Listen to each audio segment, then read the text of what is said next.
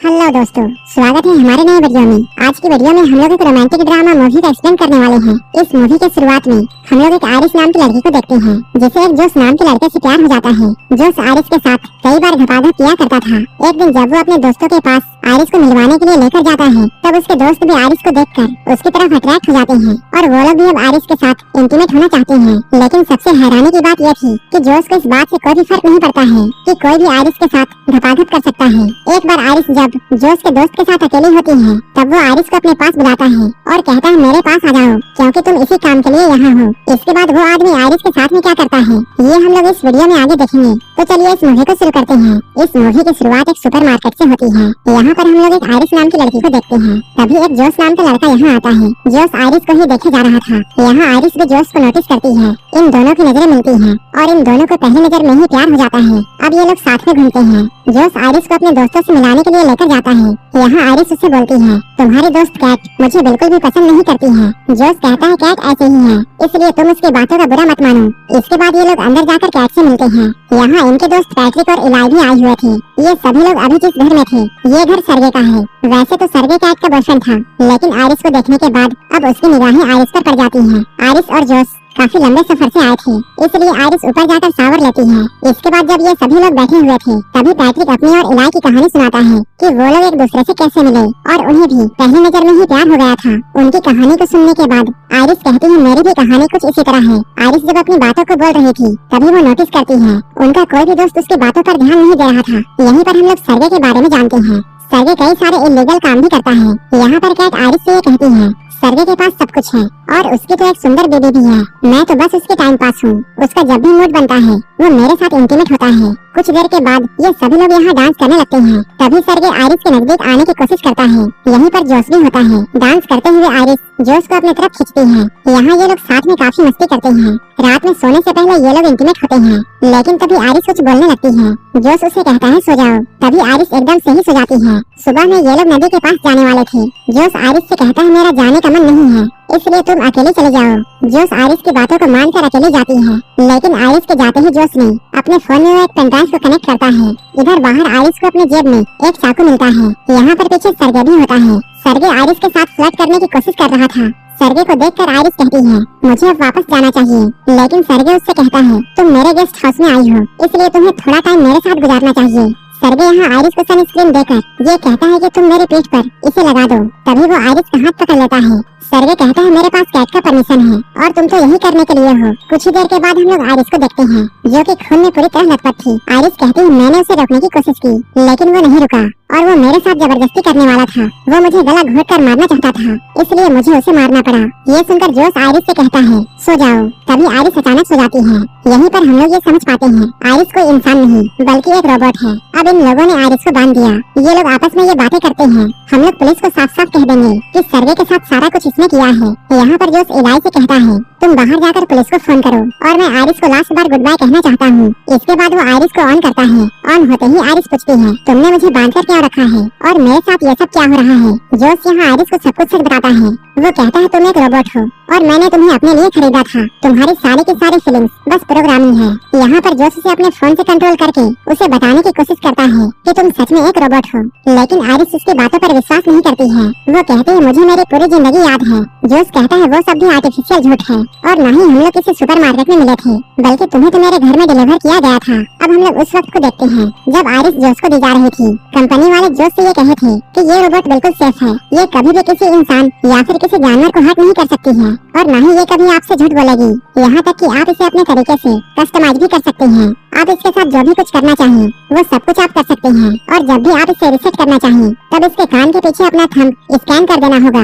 इसके बाद जोश आरिस के सामने बैठकर उसके अंदर लव वाला फीलिंग डेवलप करने लगता है, जिससे आरिस को ऐसा लगता है जोश उसका बॉयफ्रेंड है और अब वो जोश को अपना सब कुछ मानती है। वो उसके साथ कई बार इंटीमेट भी होता है, लेकिन अब जोश ने आरिस को सब कुछ बता दिया था। वो कहता है तुम्हारी सारी फीलिंग्स प्रोग्रामिंग है। ये सुनकर आरिस रोने लगती है। आरिस कहती है मैंने मान लिया कि मैं एक रोबोट हूँ, लेकिन फिर भी मैं तुमसे प्यार करती हूँ और मैं तुम्हारे साथ साथ रहना चाहती हूँ। लेकिन तभी वहाँ पर कैट आती है। कैट जोश से कहती है इसे बंद करो, लेकिन जोश आरिस को बंद करने के बजाय कैट से बातें करने लगता है। कैट कहती है ये हमारा प्लान नहीं था, तुमने उसे दोबारा ऑन क्यों किया? जोश कहता है मैं बस लास्ट बार उसे गुड बाय कहना चाहता था। यहीं पर हम लोग ये जानते हैं ये सारा का सारा कुछ जोश और कैट का प्लान था।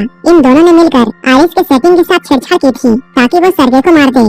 लेकिन इधर आरिस पास में पड़े हुए चाकू की तरफ बढ़ती है। जब जोश उसे बंद करने के लिए उसके पास में आता है तब आरिस उसे जोर से एक मुक्का मारती है। कैट ये सब देखकर रह जाती है। इसके बाद आरिस जोश का फोन लेकर यहाँ से निकल जाती है। अब जोश ये सारी बातें इलाई को बताता है। वो कहता है मैंने ही आरिस के सेटिंग के साथ में छेड़छाड़ की थी ताकि वो सर्गे को मार दे और उसका सारा का सारा पैसा हमारा हो जाए। इसके बाद ये लोग इस पैसे में एक हिस्सा इलाई को भी देने की बातें करते हैं। इलाई कहता है तब तो एक हिस्सा पैट्रिक का भी होना चाहिए। जोश कहता है पैट्रिक का कैसे? यहीं पर हम लोगों के सामने एक और बड़ा खुलासा होता है कि पैट्रिक भी एक रोबोट है। ये लोग बातें करते हुए पैसों का 3 हिस्से करने के लिए मान जाते हैं। लेकिन पुलिस के आने से पहले उन्हें आरिस को ढूंढना था ताकि वो लोग उसके सेटिंग्स को पहले की तरह कर दे और पुलिस को उन पर शक ना हो।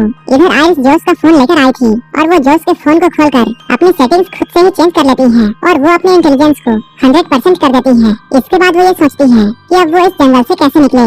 अगर आरिस चुपचाप जोश के कार तक जाती है तब वो जोश के फोन को यूज करके उसकी गाड़ी को खोल सकती है और आराम से यहाँ से निकल सकती है। लेकिन तभी यहाँ पर इलाई और पैट्रिक आ गए। लेकिन यहाँ पर हम लोग ये जानते हैं कि पैट्रिक को पहले से ये पता था कि वो एक रोबोट है। उसने ये बात अपने आप ही जान लिया था। पैट्रिक कहता है ये बात जानने के बाद भी मैं तुमसे उतना ही प्यार करता हूँ और तुम्हारी और मेरी पहली बार मिलने की जो मेमोरी है वो मेरे लिए बिल्कुल सच है। इलाई कहता है हाँ मैं भी तुमसे बहुत प्यार करता हूँ। लेकिन तभी जोश का फोन बजता है। इलाई ये समझ जाता है कि आरिस यही है। आरिस यहाँ से भागने की कोशिश करती है लेकिन वो दोनों टकराकर गिर जाते हैं। ये लोग गन को लेने के लिए फाइट करते हैं लेकिन इसी बीच इलाई को गोली लग जाती है। अब आरिस फिर से भागती है और वो जल्दी से जाकर जोश के कार में बैठ जाती है। लेकिन ये कार बिना जोश के वॉइस कमांड के ऑन नहीं हो सकती है। इसके बाद आरिस अपने कंट्रोल में जाकर अपनी आवाज चेंज करने की कोशिश करती है। तभी बाहर जोश एक पत्थर उठाकर कार के शीशे को तोड़ने की कोशिश करता है। ये शीशा टूटने ही वाला था लेकिन तभी कार चल जाती है। अब आरिस जोश को पीछे छोड़कर यहाँ से निकल जाती है। इधर जोश अंदर आकर सर्गे का फोन ढूंढने लगता है। उसने सर्गे के फोन से अपनी कार चोरी होने की कंप्लेन कर दी। तभी कार साइड में लगकर अपने आप बंद हो जाती है और इसके दरवाजे भी अपने आप लॉक हो गए। इसके बाद जोश आरिस को कॉल करता है। वो कहता है बेबी अभी भी कुछ भी नहीं बिगड़ा है, तुम मेरे पास आ जाओ और हम लोग मिलकर सब कुछ ठीक कर देंगे। हम लोग सारा का सारा ब्लेम पैट्रिक पर डाल देंगे कि उसने ये सब किया है। लेकिन आरिस ने अपने इंटेलिजेंस को इतना बढ़ा दिया था कि वो जोश के झांसे में आने वाली नहीं थी। आरिस कहती है तुमने मुझसे मर्डर करवाया है। इसके बाद आरिस उसे ब्रेकअप कर लेती है। इसके बाद जोश पैट्रिक के पास में जाता है। वो इलाई के थंब प्रिंट से पैट्रिक को रिसेट करता है और वो पैट्रिक को अपने से कनेक्ट कर लेता है। अब पैट्रिक को इलाई की जगह में जोश दिख रहा था। इसके बाद जोश सेटिंग में जाकर पैट्रिक के एग्रेशन को 100% कर दिया और वो पैट्रिक को ये हुक्म देता है कि तुम जाकर आरिस को ढूंढो। इधर आरिस कार के शीशे को तोड़कर बाहर निकल रही थी लेकिन तभी यहाँ पुलिस आ जाती है। इसके बाद आरिस जल्दी से अपनी लैंग्वेज चेंज करती है ताकि पुलिस वाला उसकी बातों को नहीं समझ पाए। उसने ऐसा इसलिए किया था क्योंकि आरिस के साथ कुछ भी हो जाए वो झूठ नहीं बोल सकती थी। इसके बाद वो जर्मन लैंग्वेज में पुलिस को सब कुछ बताती है लेकिन इस पुलिस वाले को कुछ भी समझ में नहीं आता है। लेकिन वो पुलिस वाला कार में पड़े हुए चाकू को देख लेता है। इसके बाद वो आरिस को हथकड़ी पहनाता है लेकिन उसी वक्त पैट्रिक यहाँ आता है। क्योंकि पैट्रिक का एग्रेशन 100% था इसलिए वो यहाँ पर पुलिस वाले को जान से मार देता है। इसके बाद उसने जोश के फोन से आरिस को भी बंद कर दिया।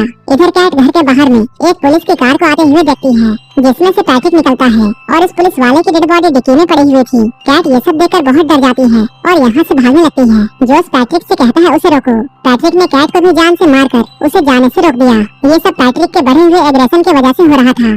इसके बाद हम लोग जोश को देखते हैं जो कि आरिस के साथ में टेबल में बैठकर उसके साथ खाना खा रहा था। उसने आरिस को ऑन किया था। जोश कहता है मैंने ये बात नहीं सोचा था कि तुम इतना कुछ कर जाओगी। तुमने इलाई को मार डाला और तुम्हारी ही वजह से कैट की भी जान चली गई। आरिस कहती है नहीं मैंने ऐसा कुछ नहीं किया है, ये सब तो तुम्हारा किया हुआ है। तुम सारा का सारा ब्लेम मुझ पर नहीं डाल सकते हो। आरिस कहती है तुम बहुत बुरे इंसान हो और तुम बहुत कमजोर हो, तुम पूरी दुनिया को गलत समझते हो। आरिस अभी ये सब बातें बोल ही रही थी तभी जोश अपने फोन को लेकर उसके इंटेलिजेंस को 0 कर देता है। जोश कहता है तुम बोलती हो कि तुम्हें दर्द फील होता है तो आओ हम लोग टेस्ट करें। वो आरिस के हाथ को जलते हुए कैंडल के ऊपर रखता है। उसी वक्त जोश के पास में आरिस को बनाने हुए कंपनी से कॉल आता है। वो लोग यहाँ आ रहे थे। इधर आरिस का हाथ जल चुका था। तब जोश ने कैंडल को बुझाकर उसके हाथ में गन थमा दी और वो आरिस को ये ऑर्डर देता है कि तुम अपने आप को गोली मारो। इसके बाद आरिस उसकी बातों को मानते हुए अपने आप को शुद्ध कर लेती है।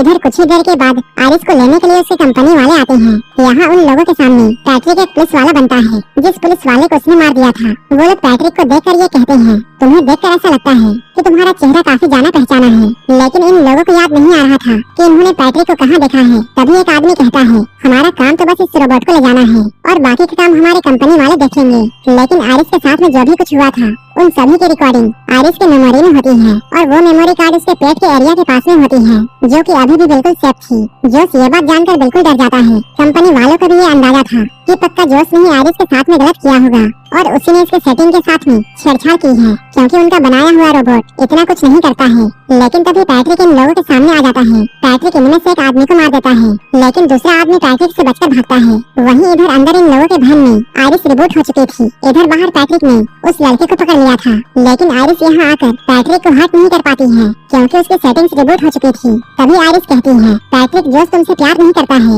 वो तो बस तुम्हारा इस्तेमाल कर रहा है। यहाँ पर आरिस पैट्रिक के सामने वही लाइन्स बोलती है जो कि पैट्रिक ने इलाई को बोली थी। वो कहती है, याद करो तुम इलाई को प्यार करते हो, न कि जोश को। आरिस कहती है, पैट्रिक तुम जानते हो हम लोग झूठ नहीं बोल सकते हैं। आरिस की सारी बातों को सुनकर पैट्रिक को इलाई याद आ जाता है। इसके बाद वो अपने आप को खत्म कर लेता है।